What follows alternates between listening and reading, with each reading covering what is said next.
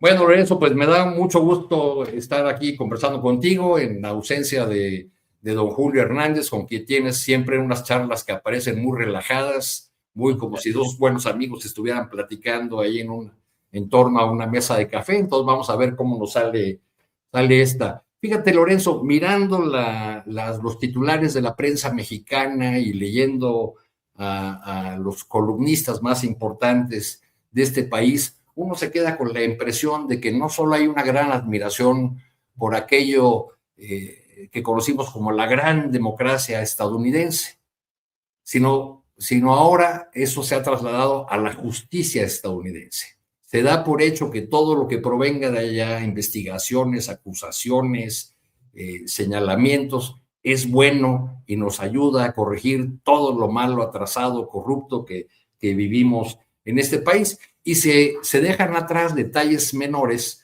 como, digamos, solo por poner un ejemplo, la larga lista de personas, eso sí, delincuentes, confesos y condenados que Donald Trump ha liberado durante su mandato. Para poner solo un caso, el de Juan Orlando Hernández, el expresidente de Honduras, sentenciado por haber traficado 400 toneladas de cocaína.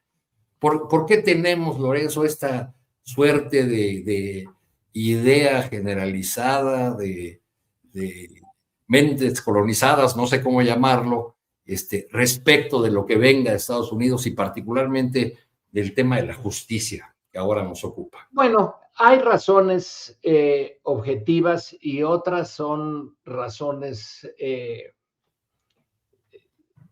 ideológicas. Las razones objetivas es que desde el inicio del sistema de la operación de Estados Unidos como un país independiente, su sistema de justicia muy, muy copiado de los ingleses ya tenía tiempo funcionando y siguió funcionando. Hay que recordar que Inglaterra pues era el país central en la estructura universal del siglo XVIII, del siglo XIX y todavía a principios del siglo XX, y un sistema de justicia que operaba más o menos al estilo inglés, pues sí, era natural que se le admirara en un entorno como el mexicano del siglo XIX y del siglo XX, donde la corrupción del sistema era muy notoria y no viene de la nada esa admiración, porque Estados Unidos se convirtió en nuestro referente político desde el inicio, desde que llegamos a conseguir la independencia. Ya Estados Unidos era un país independiente y que se le veía que iba prosperando, y de ahí que le copiáramos, por ejemplo, la presidencia. Le copiamos enteramente la presidencia. Claro que la nuestra salió muy mal, porque en ese siglo XIX hubo momentos en que en un mismo año cambió 2 y 3 veces nuestra presidencia. Así que la lección histórica, por llamarlo de alguna manera, era que allá al norte, sin ser perfecta, era relativamente más funcional que la nuestra. Ahora, lo que mencionas de casos de injusticia obvia, bueno, pues eso siempre los hubo y yo supongo que los seguirá habiendo. La cantidad de prisioneros en Estados Unidos es, en términos relativos, una de las mayores, si no es que la mayor del mundo. O sea, su sistema de justicia mete en prisión a una buena cantidad de gente. Si de estas, si se averigua su estatus económico, su capacidad económica, se ve que la mayoría son pobres. Entonces, ya yendo más a fondo, pues resulta que no es precisamente un modelo de justicia, sino un sistema que castiga desproporcionadamente a aquellas personas que habitan en las partes más bajas de la pirámide social.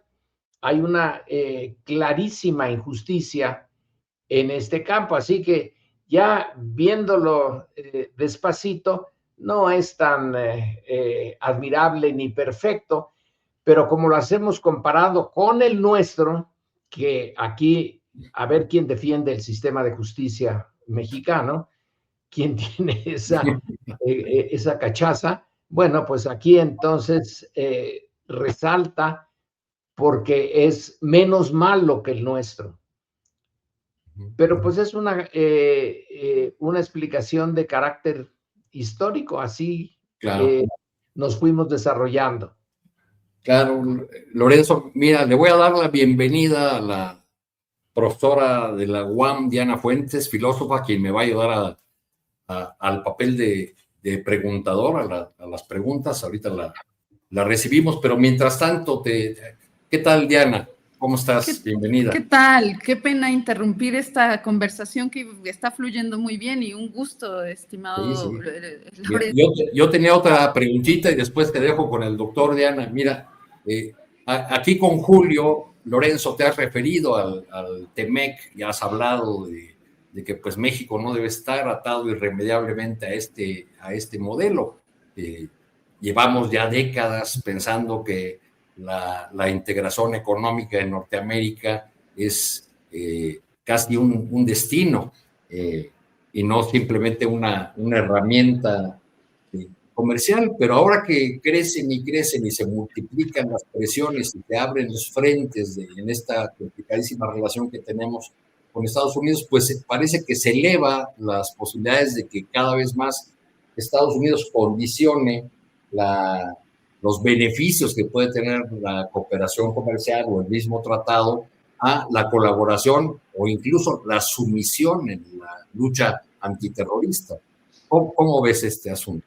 Desde luego, fíjate que es una coincidencia, porque acabo de terminar un artículo reseñando un libro que se acaba de publicar y se titula Estado, Dependencia e Innovación en el siglo XXI.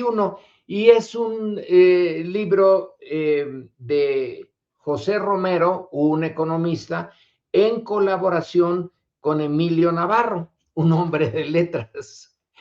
Esto no es usual, y esta colaboración da por resultado un libro de un español perfecto, cosa que los economistas no suelen conseguir. Y lo recomiendo porque aquí está la esencia de una crítica a nuestra relación con Estados Unidos por la vía del TLC y del TEMEC. Y la conclusión la voy a decir de manera muy simple, pero es compleja la explicación. La conclusión a la que se llega es que México no va a poder desarrollar todo su potencial económico mientras siga ligado a los principios y las formas que se pactaron con el Tratado de Libre Comercio del siglo pasado y el TEMEC de ahora, que es la continuación. Son dos formas de un tratado basado principalmente en una visión neoliberal. Y entonces la parte sustantiva de este libro es que debemos de abandonar el proyecto de seguir metidos en este marco de los tratados de libre comercio con Estados Unidos, porque nos hemos convertido como país, como economía, en México es un gran exportador, ya lo sabemos, es un gran exportador sobre todo a Estados Unidos, pero la mayor parte del contenido de lo que exportamos lo importamos. Entonces, la parte más interesante, la parte que tiene que ver con, pues, con aplicaciones tecnológicas de punta, se hacen en otros lados, en otros países. Se nos envían ya hechos, aquí se ensamblan y se mandan a Estados Unidos, entonces es una exportación mexicana, pero en realidad somos intermediarios de un manejo de bienes muy sofisticados tecnológicamente, pero que México no produce. Y el que no los produzca hace que en México no haya aprendizaje. Y el que no haya aprendizaje imposibilita la existencia de una masa crítica tecnológica en poder de mexicanos que nos permita negociar fuera de Estados Unidos. Y el argumento está sustentado en el examen desde la primera fase del desarrollo económico norteamericano, pasando por el de Alemania, para luego llegar al de China, Taiwán, Corea, y concluir que si bien las exportaciones de México son masivas, en realidad México es una economía maquiladora, muy sofisticada, pero maquiladora, y que en ese sentido hay una falla en nuestra capacidad para defender la soberanía mexicana frente a Estados Unidos, porque sin capacidad tecnológica, sin una industria propia, sin una planta mexicana capaz de competir en el mundo, ya no en el mercado norteamericano, sino en el mundo, entonces estamos sujetos a estas contingencias. Yo veo ahora lo que se llama la doctrina Bassett, que es lo que en un discurso Scott Bassett, el secretario del Tesoro de Estados Unidos, dijo hace poco, y que en síntesis dice, pues miren, ahora ya estamos como norteamericanos hartos de que se nos explote, sí, así lo dicen, son explotados los Estados Unidos por sus socios externos. Así que de aquí en adelante se tienen que amoldar a lo que nosotros exigimos para que tengan acceso a nuestro mercado, para empezar a pagar tarifas de importación altas y luego un montón de condiciones y que no son negociables. Estados Unidos está dispuesto a reformar su economía, a tener lo que equivale a un nuevo régimen económico norteamericano, renunciando al libre intercambio, a la globalización, se va a encerrar en sí mismo, va a desarrollar nuevos potenciales y va a insistir en seguir dominando económicamente y políticamente pues a quien pueda en el resto del mundo. A quien se deje. A quien se deje. Estado, dependencia e innovación en el siglo XXI, habrá que echar un ojo al libro. Veo además que en menos de un mes vas a presentar ese libro. Sí. Aquí veo que se presentará en el CIDE. Pues será muy interesante echarle ojo, Lorenzo. Y gracias por este adelanto, por este resumen que invita a leer esta obra. Diana, por favor. No, pues a mí me gustaría preguntarle, aprovechando la oportunidad, doctor Meyer, lo siguiente en relación a lo que nos comenta. A mí, en este tema me da la impresión de que los historiadores tendrían mucho que decir por la siguiente causa. A ver qué opina usted. Creo que también aquí hay una especie a veces de mirada cortoplacista. Quisiéramos soluciones de ya, ¿no? Quisiéramos que el neoliberalismo se acabara pasado mañana y que estuviéramos en otro régimen económico, bajo otra lógica organizativa y productiva. Y viene a cuento esto de que lo viejo no muere y lo nuevo no termina de nacer porque no vemos por dónde.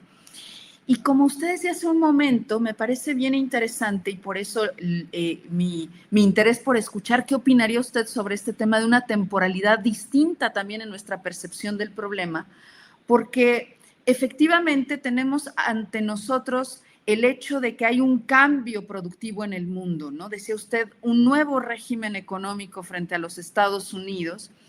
Y cómo ahí en realidad renunciar a esa visión neoliberal no solo pasa por establecer un nuevo acuerdo, sino quizá por construir esa autonomía productiva que tanta falta nos haría, ¿no? Es decir, quizá ya no ser solo explotadores de nuestros recursos o productores de bienes de consumo, sino producir pues esa otra cosa que es una aspiración del capitalismo desde sus orígenes, ¿no? Para América Latina, por ejemplo, sobre producir las máquinas que hacen máquinas, que ya no compremos eso. Pero yo le quisiera preguntar sobre esto, ¿cuán difícil nos es a veces para el sentido común entender que se traslapan temporalidades, ¿no? De pronto está el neoliberalismo aquí, pero ya está la necesidad de que surja otra cosa, pero no le encontramos por dónde. ¿Qué opina usted? Sí, es buena perspectiva esa. La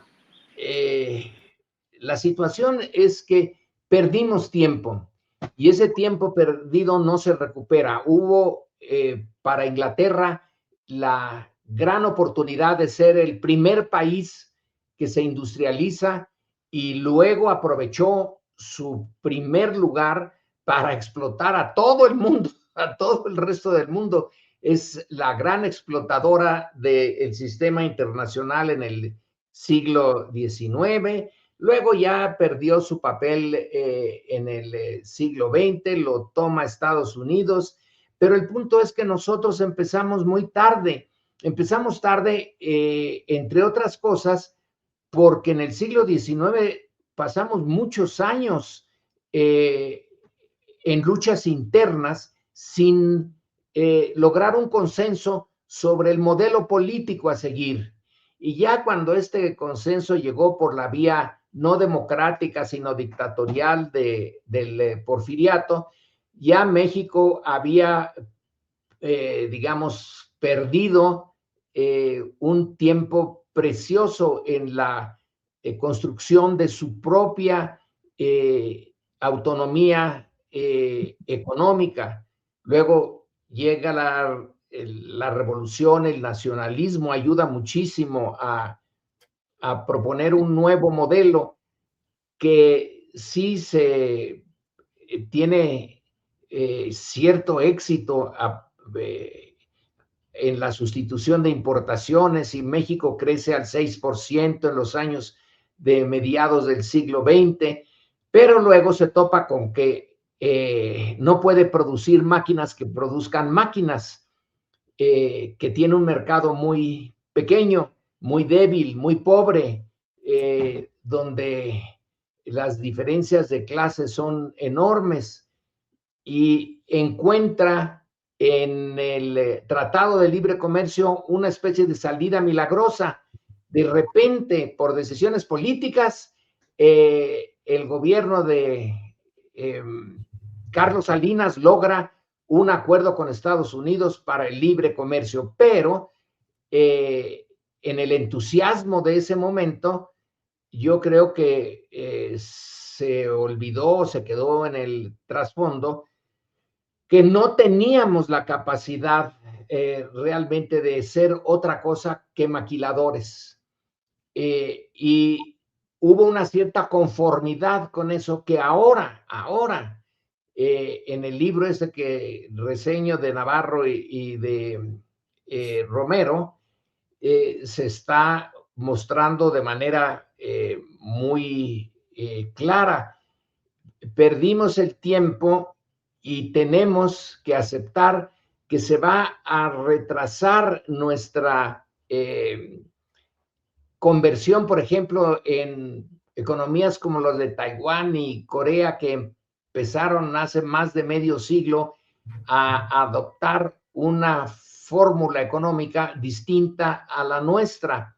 Sí, el tiempo histórico va a transcurrir diferente en nuestro caso y tenemos que tener mucho cuidado en cómo hacemos en caso de que las dirigencias lo decidan,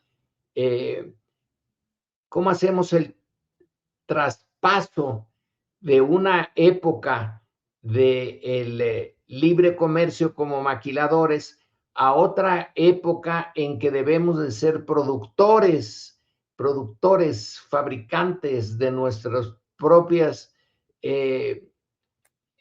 consumo y de nuestras exportaciones. Va a tomar tiempo y ese traspaso de un modelo, de un régimen a otro, en caso de que se dé, no va a ser sin dificultades, porque los intereses creados para que sigamos como estamos son muchos. Y en una etapa en que Estados Unidos se va por la derecha y nosotros andamos yéndonos por la izquierda, los obstáculos son aún mayores.